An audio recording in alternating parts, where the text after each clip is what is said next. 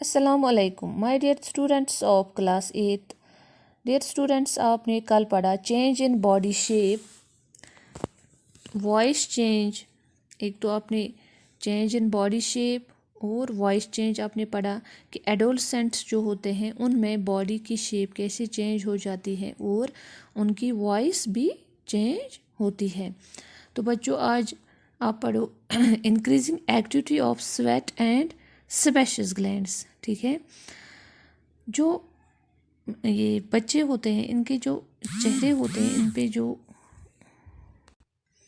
इन पे पिंपल्स आ जाते हैं। ठीक है, जब ये एज आ जाती है, टीनेजर जो होते हैं इनके फेस पे बहुत सारे पिंपल्स आ जाते हैं। तो ये पिंपल्स इस वजह से आते हैं क्योंकि जो स्वेट और सेबेशियस ग्लैंड्स होते हैं, जिनको हम सेबेशियस ग्लैंड्स को ऑयल ग्लैंड्स भी कहते हैं, तो इनकी सिक्रीशन जो होती है वो इंक्रीज़ हो जाती है इस टाइम पे। ठीक है, तो इसीलिए जो बच्चे इस एज पे होते हैं उनके फेस पे एक्ने आ जाते हैं, पिंपल्स आ जाते हैं, because of the increased activity of this glands in the skin.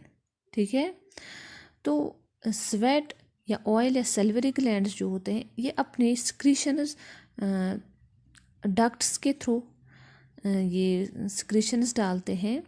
ठीक है, लेकिन कुछ ग्लैंड्स ऐसे हैं बॉडी में जो अपने हार्मोन्स जो हैं या सिक्रीशंस जो होते हैं वो डायरेक्टली ब्लड स्ट्रीम में जाते हैं, तो उनको हम बोलते हैं डक्टलेस ग्लैंड्स। क्या बोलते हैं? Ductless glands. तो एंडोक्राइन ग्लैंड्स को हम डक्टलेस ग्लैंड्स भी कहते हैं। ठीक है, डक्टलेस ग्लैंड्स, एंडोक्राइन ग्लैंड्स को हम डक्टलेस ग्लैंड्स कहते हैं।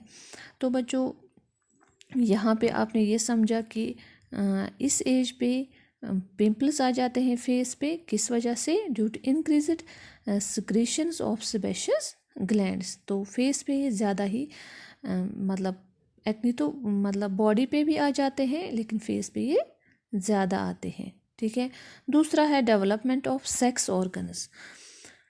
बॉयज़ और गर्ल्स में जो सेक्स ऑर्गन्स होते हैं तो प्यूबर्टी पे वो डेवलप होने लगते हैं।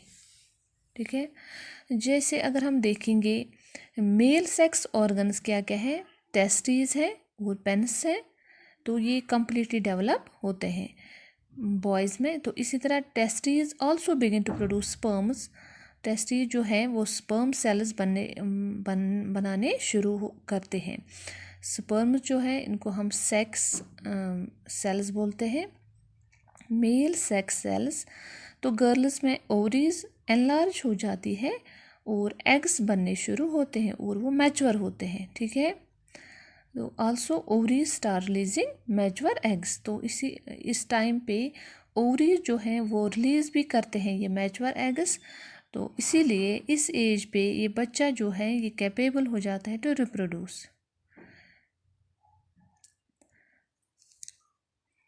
इसी तरह बच्चों इनमें मेंटल, इंटेलेक्चुअल और इमोशनल मैच्योरिटी भी आ जाती है एडोलसेंट्स में।